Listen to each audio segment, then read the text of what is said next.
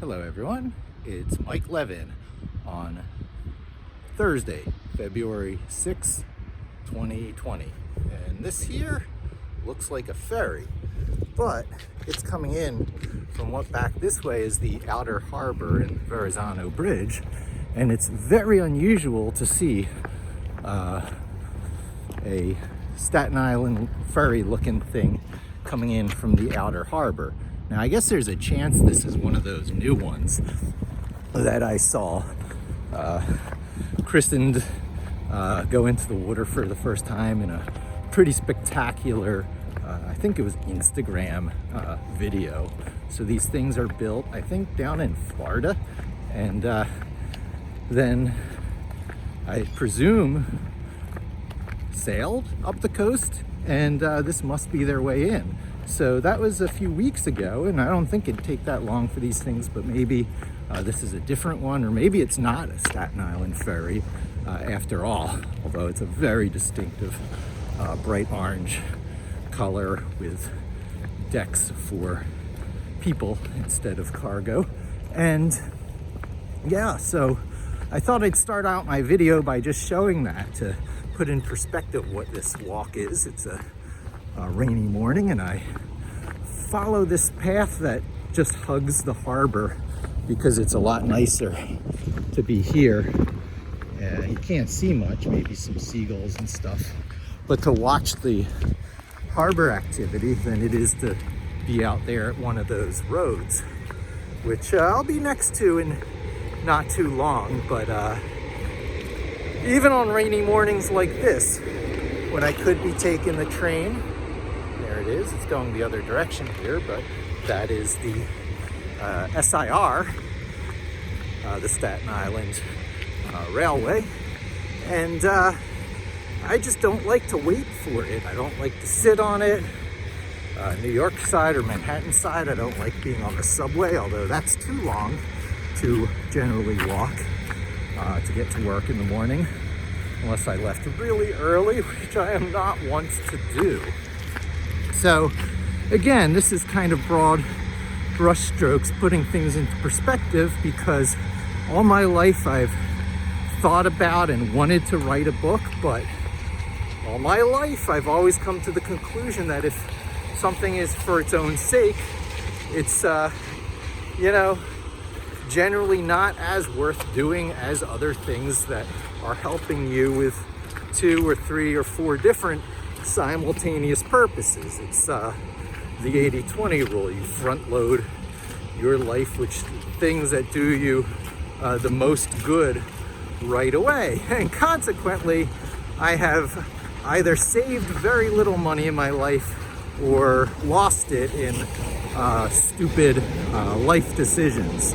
And that's okay, because the other things I've been investing in, or the other thing I've been investing in, is myself, right here in my head. It was said to me once by a financial advisor who, I probably should have taken more advantage of while I was working with him, said that there's only one asset that can't be taken away from you, and that's what's in your head.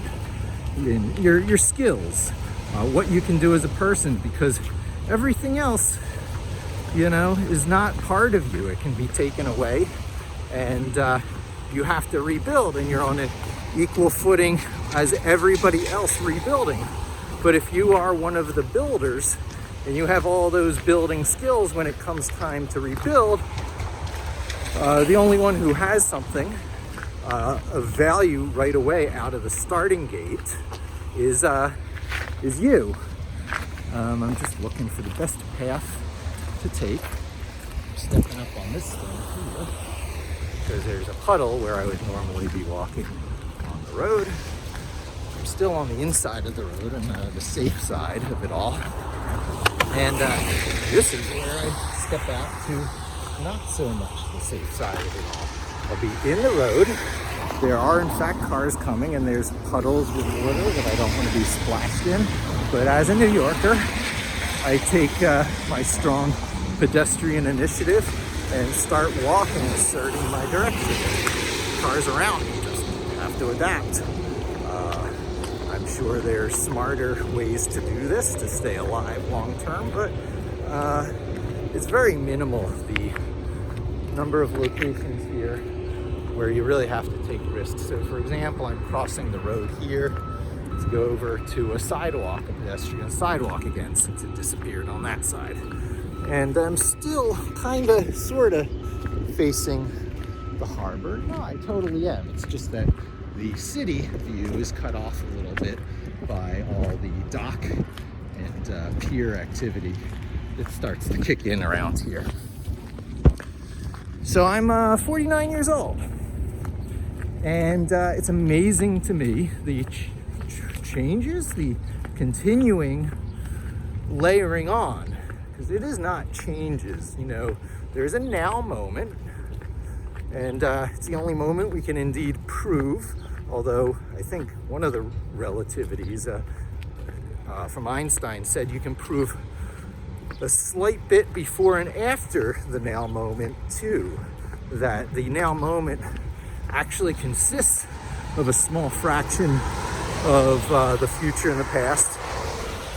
And I wish I was a better physics and mathematics minded person so that I could dive more into the philosophical depth of all this. However, what you do in life that's outside your body definitely plays into your daily choices. Your choices are more restricted when you lack certain physical skill abilities. You couldn't, for example, just simply start occupying yourself by knitting if you never knit before. You need to have certain things committed to muscle memory in order to have certain options open to you in how to spend your time. The main thing about things external to you when you're,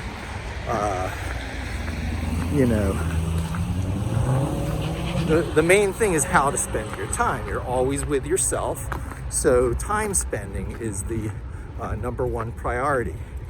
Now, conversely to the skill inside of you thing that changes your options on how to spend your time, there is also money and savings and resources. Some people equate those to capabilities, but all that is a big nest egg that's been hoarded. Probably originally the small amounts of money accumulated through hard work and stick-to-itiveness through the years, but the main thing it plays in your life is a keyboard shortcut to get more financial resources, a proxy that stands in exchange for other things of value when you need it. So you can travel, so that you can take time off from responsibilities and obligations.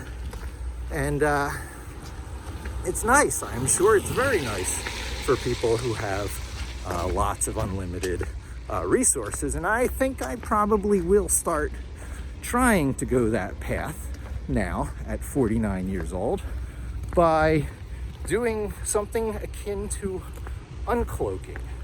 So I am what would be termed on today's podcasts a dark matter developer. While I do engage in the community some small bit, I've never been to a PyCon, for example.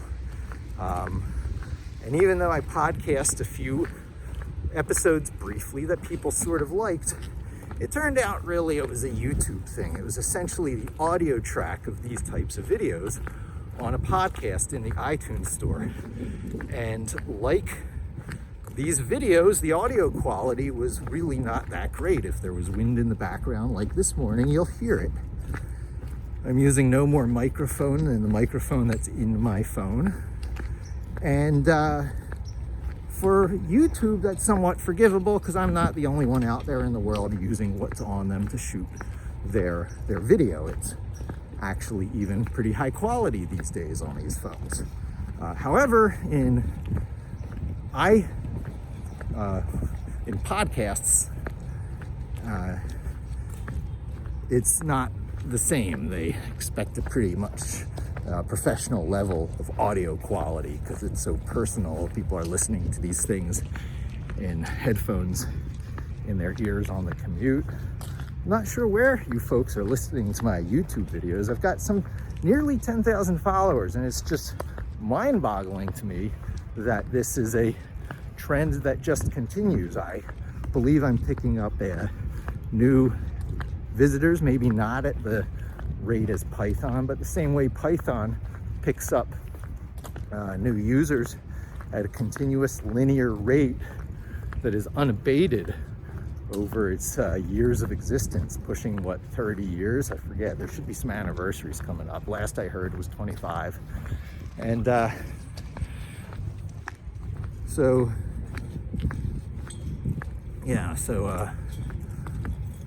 by the way, there is a Staten Island ferry right there, so you can see what I was talking about with how that one that was coming in from the outer harbor sure looked like a SI ferry, which was unusual.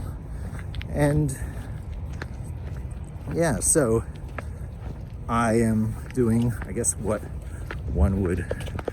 I would term being a Star Trek geek. I should really do something about watching this new Picard series coming out. But I'm decloaking.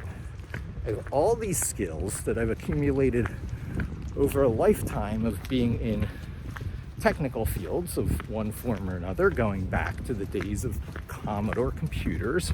I am, probably forever will be, an Amiga freak. One of the all-time nuttiest fanboy zealots in technology, because they were in the very comfortable position, or the very self-affirming position, of knowing their technology was best. These were in the days where IBMs were not even color computers yet, much less Windows laptops. In the days when it was not even considered necessary to have color on a computer, because a computer was for computing, not for video games. The Amiga computer came out from Commodore, which was from really the original Atari 2600 hardware engineer, J Miner, who hired in R.J. Michael and a number of other software people to complete the system.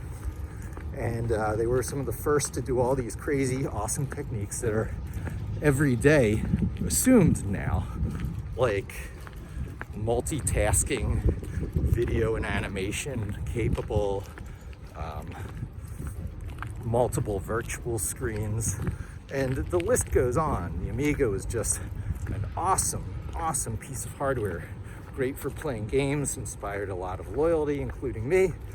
And then there was a 30-year giant letdown in technology as the Amiga died, and everything else that took its place was weirdly unsatisfying.